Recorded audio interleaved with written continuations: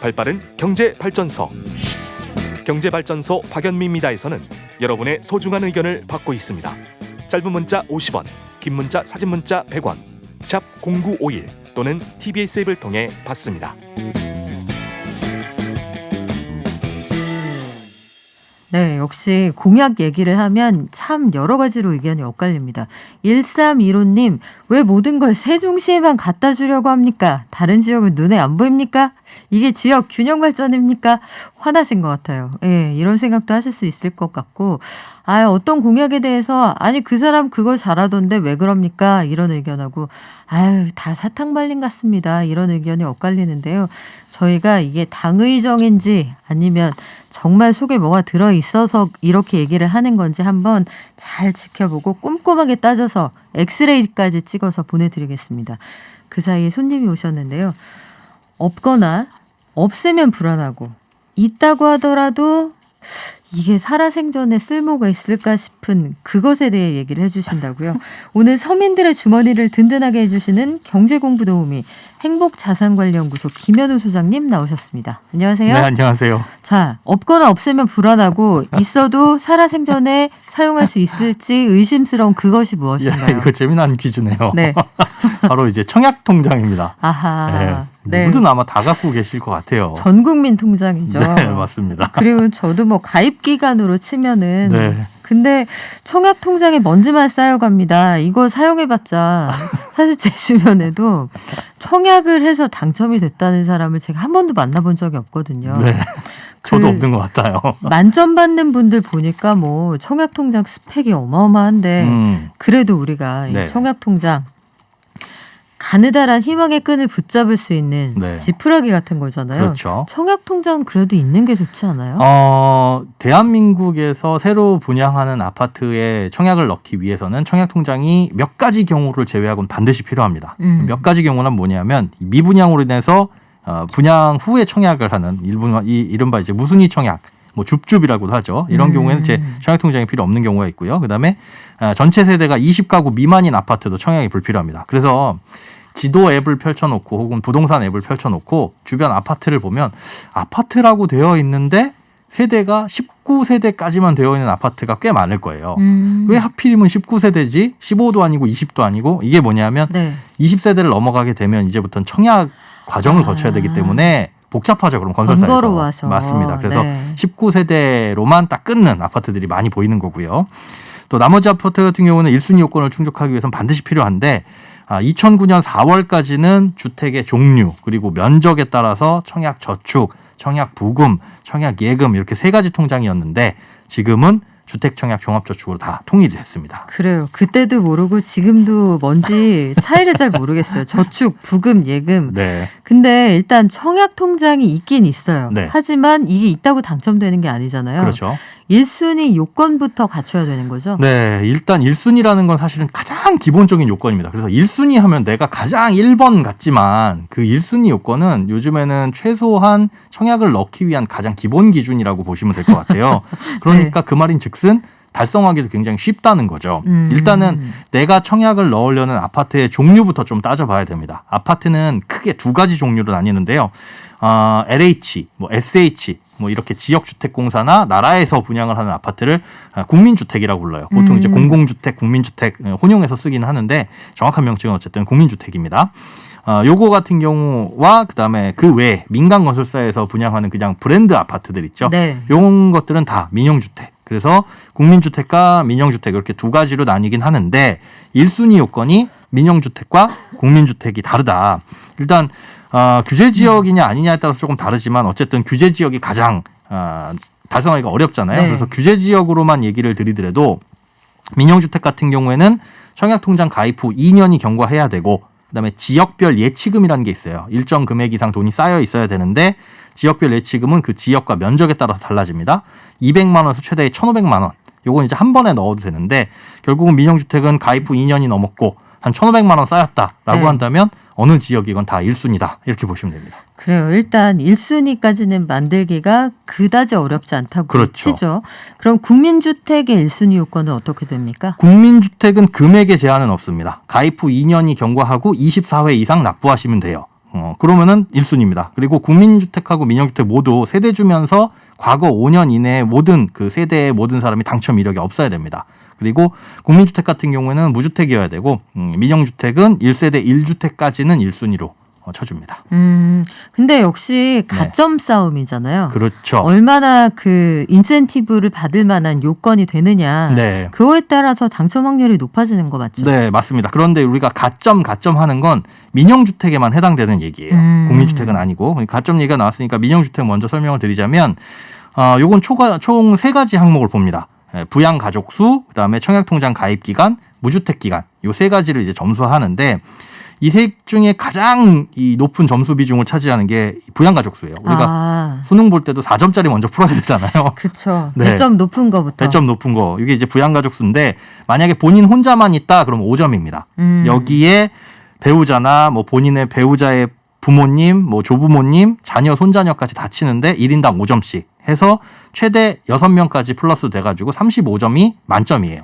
야, 그러면 1인 가구는 5점이잖아요. 네. 그리고 만약에 3대가 한 집에 산다. 이런 7명 경우 있다. 흔치는 않지만 예. 그러면은 35점이잖아요. 맞습니다. 이런 가족이 있으면은 1인 가구가 절대 이길 수가 없겠네요. 그렇죠. 이 갭은 네. 부양가족 수는 어떻게 달성을 못하죠. 그러면 나머지 청약통장 가입기간과 무주택기간은 어떻게 되냐. 일단 청약통장 가입기간은 납입 여부하고는 상관없어요.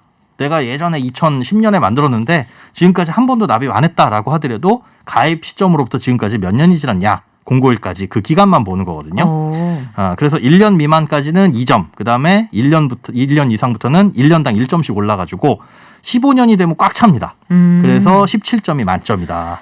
그래요. 예. 그래서 지금 4927님 이런 분들이 어떤 의견을 주시냐면 저 미혼인데 메리트가 적어 보입니다. 네. 청약통장 가지고 있는 게 나을까요? 이렇게 물어봐 주시거든요. 네, 아직은 미혼이시지만 언젠가 결혼을 하실 수도 있고, 그다음에 지금 설명드린 건 네. 민영주택의 가점제이기 때문에 나는 민영주택 솔직히 저도 그렇거든요. 민영주택의 점수 도저히 안 되겠다. 네. 그러면 국민주택으로 돌려보시거나 아니면 민영주택 중에서도 특별공급, 그러니까 가점제의 영향을 받지 않는 공급 방법들이 있어요. 네. 그렇게 도전을 하시는 게 좋은데 이런 일반 공급의 조건부터 먼저 알고 그다음에 특별 공급을 알아야 나한테 유리한 방법이 뭐가 있구나.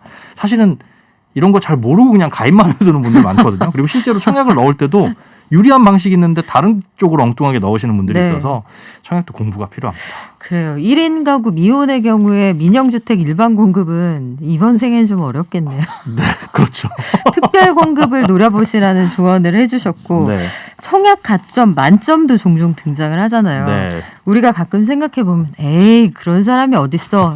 저희 주변에 있더라고요. 있더라고요. 이 3대가 한 집에 살면서 네. 10년 이상 무주택이면서 애가 셋 부모님 모시고 살고 예, 뭐 이런 집들은 절대 이길 수가 없는데 부양가족 네. 청약통장 가입 기간에 따라 차이가 많이 벌어지잖아요. 네, 근데 일단 무주택 기간은 만약에 내가 28살에 독립을 했다. 네. 그 독립하면서부터 쭉 혼자 살았다. 그때부터 무주택 기간으로 치는 거예요? 아니면 특별한 기준이 있어요? 특별한 기준이 있습니다. 우리가 사실은 태어나면서부터 무주택이잖아요. 그렇죠. 집을 갖고 태어나서 우리 집이 다 무주택일 수도 있고요. 그쵸. 하지만 무주택 기간의 카운팅은 30세 이후부터 카운팅을 합니다. 다만 30세 이전에 결혼을 했을 경우에는 결혼 시점부터. 그러니까 20살에 결혼을 했다. 그러면 그때부터 무주택 기간을 카운팅을 하는 거예요. 그런데 중간에 이혼할 수도 있잖아요. 하더라도 무주택 기간은 여기 계속. 부정적이에요. 아니요, 부정적이 아니라 요즘엔 일반적이니까요. 네. 네. 이혼하시는 가구도 많아서 만약에 20살에 결혼했는데 25살에 이혼을 했다 해도 20살부터 무주택 기간은 카운팅이 됩니다. 그러면 그분의 무주택 기간은 점수가 되게 높겠구나 하실 수도 있지만 이것도 15년이 최대예요. 그러다 보니까 1년당 2점씩 해서 최대 32점이 만점입니다. 그래서 이 32점, 17점, 35점 이런 것들 다 더해가지고 최고 84점 만점. 요게 가장 점수가 이제 높은 분부터 해가지고 당첨자로 선정을 하는 거죠. 그러면은 무주택 기간이 내 생각엔 길지만 네. 내가 만약에 20대 때부터 혼자 독립해서 살았다고 해도 미혼인 상태였다 하면은 30살 이전에 그 무주택 기간이 인정이 안 되는군요. 그렇습니다. 그리고 중간에 만약에 30살이었는데 잠깐 내 명의로 집을 가졌다. 네. 한 40살쯤에 그러다가 팔았다. 그럼 판 시점부터 다시 무주택이거든요. 아하, 제로 베이스군요. 맞습니다. 이런 것들이 1인 가구, 미혼 가구들이 약간 좀 불만을 가질 만한 요소가 될 수도 있겠어요. 그렇습니다. 하지만 정부 정책은 아마도 이 여러 사람에게 주거 복지를 먼저 주는 게 우선순위다 아마 이렇게 본 것 같은데요. 예. 국민주택, 청약 가점 말고 또 뭘로 입주자를 선정을 합니까? 그러면? 좀 전에 말씀드린 대로 민영주택은 여기까지 가점제만 알아두시면 되고 네. 국민주택, LH나 SH 지역주택공사에서 분양하는 아파트 같은 경우에는 면적에 따라서 납입 횟수 또는 납입 금액 이 두 가지만 봅니다. 그러니까 면적은 뭐냐? 40제곱미터만 기억하시면 돼요.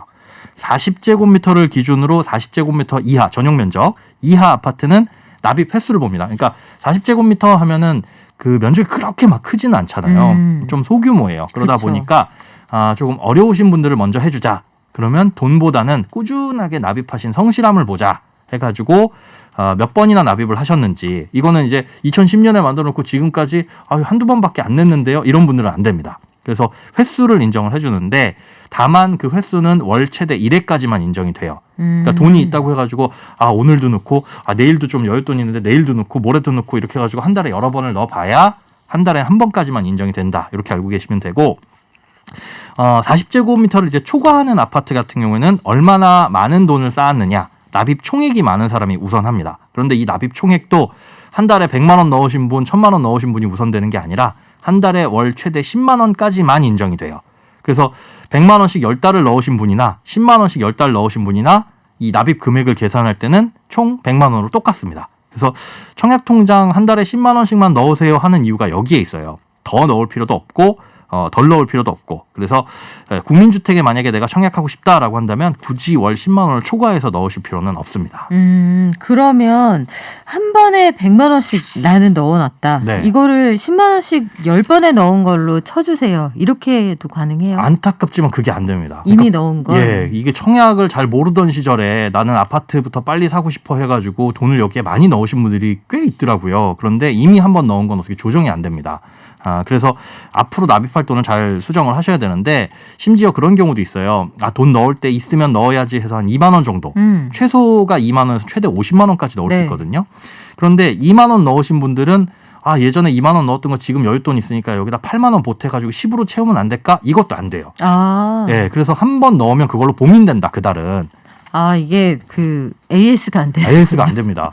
근데 좀 약간 의아한 건 네. 그달에 만약에 연체를 했다. 네. 이건 나중에 10만 원을 채워 넣어도 인정이 돼요. 오호. 물론 바로 인정되는 건 네. 아니고 일정 기간을 두기는 하지만 네. 그래서 가끔 가다가 내가 요즘에 뭐 아이를 출산하고 나서 약간 생활비가 빠듯해. 청약통장 10만 원씩 넣고 있는 거 이거 2만 원으로 줄여서 한 5달만 내야 되겠다. 이러지 마시고 차라리 그럴 경우는 연체를 시키세요.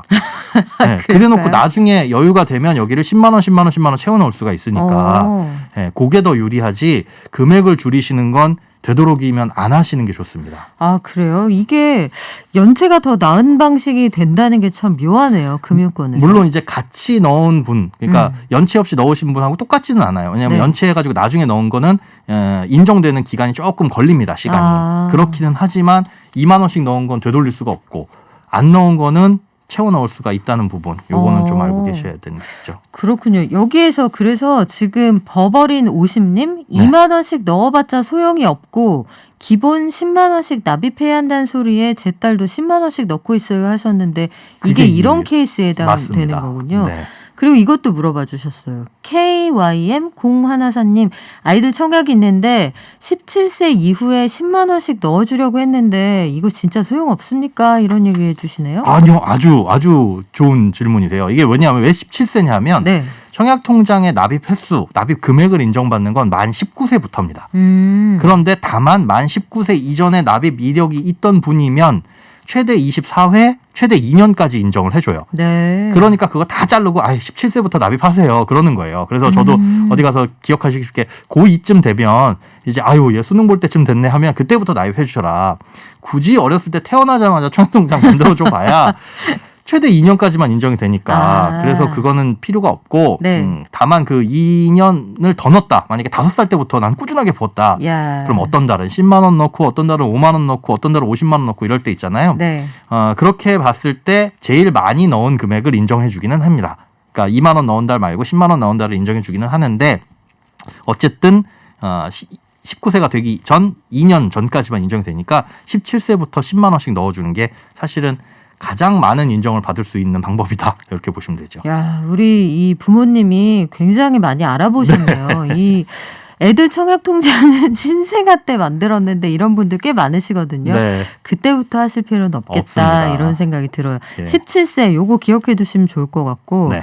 자, 결혼 전에 요즘은 뭐 MZ세대 얼마나 열심히 재테크합니까? 그렇죠. 결혼 전부터 부부가 각각 청약통장을 가지고 있는 경우가 많을 거예요. 네. 근데 결혼 후에도 이 두 분이 각각 유지하는 게 좋을까요? 아니면 하나는 없애도 되는 건가요? 결론부터 말씀드리면 유지하는 게 좋기는 해요. 그런데 뭘 고민하냐 하면 너도 10만 원, 나도 10만 원 붙게 부담돼요. 그쵸. 이게 그리고 청약은 우리 집에서 한 명이 하는데 이걸 굳이 넣어야 되나 어차피 생각도 둘 중에 하는데. 하나가 되면 못 쓰는 건데. 맞습니다. 네. 그런데 투기 지역이나 청약 과열지구가 아니라면 세대원도 청약을 할 수는 있거든요. 근데 그래서- 투기지구나 청약 과열지구가 아닌 곳이 있나요? 있죠. 전국으로 따져보면 아, 예. 있습니다. 예. 그래서 그렇게 될 수 있고 또 그런 경우도 있어요. 청약에 당첨이 됐는데 아무리 봐도 이거 아닌 것 같다라고 한다면 그 청약통장 카드를 버려야 되잖아요. 그쵸. 예, 그럴 경우에는 계약금을 넣든 안 넣든 어쨌든 당첨되면 그 청약통장은 못 쓰게 사라져버리는, 되죠. 예, 못 써버리는 거니까 그런 경우도 좀 생각을 해보셔야 되고 또 국민주택이냐 민영주택이냐에 따라 가지고 앞서 말씀드린 대로 어떻게 납입을 하고 어떻게 관리를 해야 될지가 달라집니다. 아까 민영주택은 그냥 지역별 예치금만 언제든 넣어놓으면 돼요. 그러니까 굳이 이거는 한 달에 얼마씩 내실 필요가 없는 거죠. 그러니까 만약에 두 분이 다 갖고 계시면 나는 국민주택용으로 10만 원씩 붓고 내 배우자는 민영주택용으로 기간을 오래된 거 이런 식으로 좀 전략적으로 통장을 관리를 하시는 게 사실은 가장 유리하다. 어떻게 될지를 모르는 거니까요.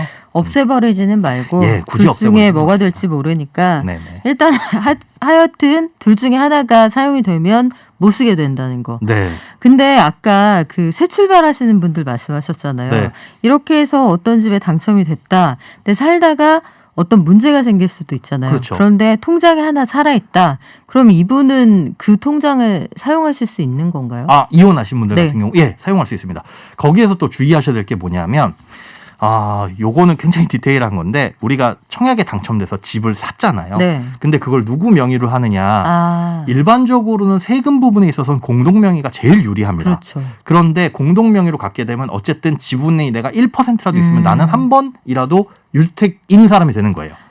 그러다 보니까 이혼을 하게 됐을 때 나는 유주택의 흔적이 남습니다. 그렇군요. 근데 그렇지 않고 내 배우자 명의로 주택을 취득하게 됐다. 이혼을 했다면 그 이혼한 순간부터 나는 쭉 그냥 계속 무주택 자격이 유지가 되는 거라서 그런 부분들도 있다는 거. 그래요. 이게 다들 잘 사셨으면 좋겠는데 예. 자, 서로의 쌍방에 대한 신뢰를 한번 가늠해 보자고요. 청약 통장은 있는데 네. 이미 집을 샀다. 이런 케이스가 많을 거예요. 네. 그러면은 아이고 뭐 살아생전에 쓸 일이 있겠어 고민을 하시거든요. 또 어차피 집이 있으면은 당첨은 안 된다고 봐야 되는 거 아니에요? 일단 집이 있는 상태에서는 그런데 그 청약 통장 안에 있는 돈이 지금 당장에 필요하다라는 경우가 아니라면 저는 유지를 좀 권유를 합니다. 왜냐하면 일단 지금은 유주택자지만 언제 또 집을 팔게 될지는 모르는 일이잖아요. 그런 경우도 판단을 좀 해보셔야 되고 그다음에 이 청약 통장 같은 경우는 나중에 상속도 가능해요. 그런데 그 상속이 될 때 그 안에 있는 돈만 상속이 되는 게 아니라 이때껏 유지했던 청약통장의 납입 횟수, 기간 이런 것들이 전부 다 그대로 이전이 됩니다. 그러니까 내 생전에는 못 써더라도 내 아들, 자녀, 딸, 손자 이런 데까지도 이전이 될 수가 있으니까 100년 안에 한 번은 당첨되겠지. 그렇죠. 이런 생각으로 네, 내가 집 살 돈은 못 물려주더라도 큰 그림 보자. 큰 이렇게. 그림을 볼 수도 네. 있으니까 굳이 이걸 깨서 그 안에 있는 돈을 써야 될 이유가 없다면 유지를 하시는 게 나쁠 건 없다. 나쁠 건 없는데 나쁠 건 없습니다. 왠지 약간 속상하네요. 그래요. 다음 세계에는 될지도 모르겠다. 네. 이런 생각 해보는데 아까 예전에는 청약통장이 뭐 부금도 있어요. 적금도 있어요. 이런 말씀하셨잖아요. 네네. 근데 그때 당시에 가입을 했다가 그거 그냥 활용 못하고 쭉 갖고 계신 분들 계시거든요. 계십니다. 저 같은 사람들이죠. 이거 그냥 갖고 있는 게 좋습니까? 아니면 요즘에 나온 신제품으로 갈아타는 게 좋습니까? 일단 신제품으로 갈아타는 건 굉장히 심사숙고하셔야 돼요. 이 청약통장도 변경이 가능한데요. 이 네. 목적에 따라서 다릅니다. 일단 세 가지라고 말씀드렸죠. 청약 저축은 뭐냐면 국민주택용 통장이에요. 네. 이거는 민영주택에는 청약을 넣을 수가 없습니다. 그래서 나는 무조건 민영주택 들어갈 건데 하시는 분들은 뭐 갈아타시는 게 맞고요. 청약 부금하고 청약 예금은 민영주택인데 뭐가 다르냐?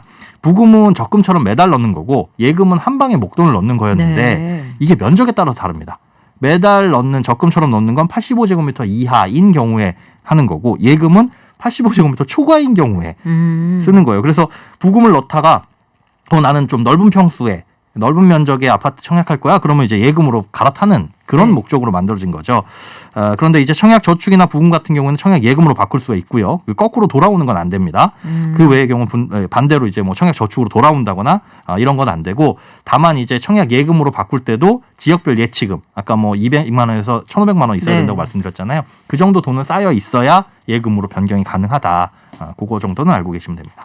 그러면 이미 저축, 부금, 예금이라는 이름은 사라졌잖아요. 네. 하지만 그걸 부금을 예금으로 변경하겠습니다. 이런 의사 반영은 되는 거예요. 네, 그렇습니다. 면적에 따라서 그렇군요. 그렇게 필요하면 하실 수가 있다는 거죠. 하지만 윷놀이판에서 백도 같은 건 안 됩니다. 안 됩니다. 일단 전진하시면 후진 안 된다는 네. 거.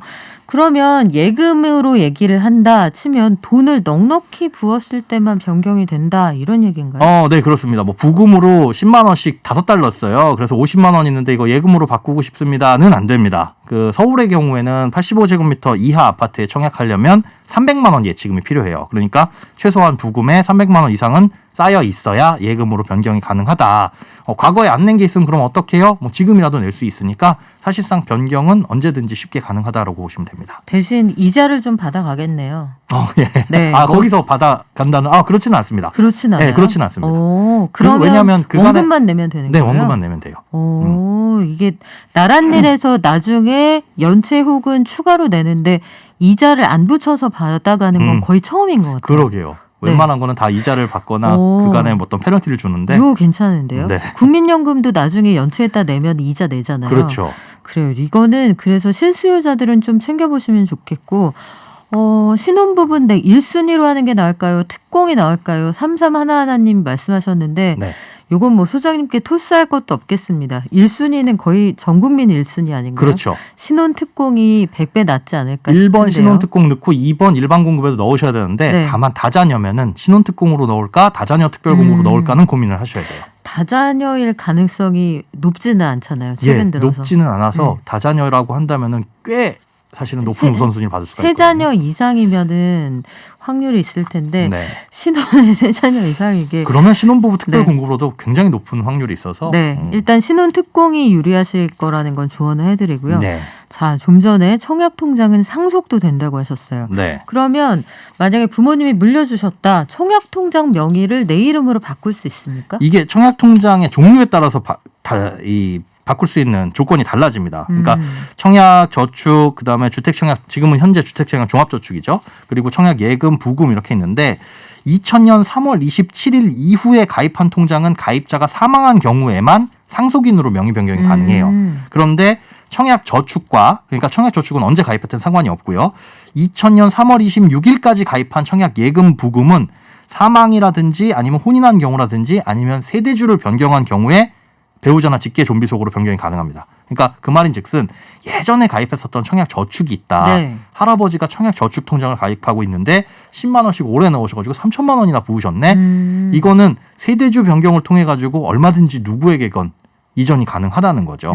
그렇게 해가지고 이전을 하시게 되면 뭐 기존에 납입했던 이력들 전부 다 이전이 되니까 청약 통장을 갖고 계신 분이면은 굉장히 좋은 유산이 될 수 있습니다. 그래요. 마지막으로 10초 동안만 우리 네. 당첨 확률 높일 수 있는 팁 짧게만 알려주세요. 특별공급에 우선 도전하실 때 꼼꼼하게 공고문을 읽어보고 반드시 공부를 하셔야 돼요. 특별공급별로 해당하는 뭐 유형이라든지 아니면 뽑는 방법 그리고 추첨인 경우도 있으니까 오히려 운에 맡기시는 게 좋은 경우도 있습니다. 이 생애 최초 특별공급이 그렇거든요. 네. 여기에 도전해 보시는 것도 좋습니다. 느낌적인 느낌 만들고요. 공부를 꼭 하시기 바랍니다. 네. 지금까지 김현우 행복자산관리연구소장이었습니다. 고맙습니다. 네, 고맙습니다.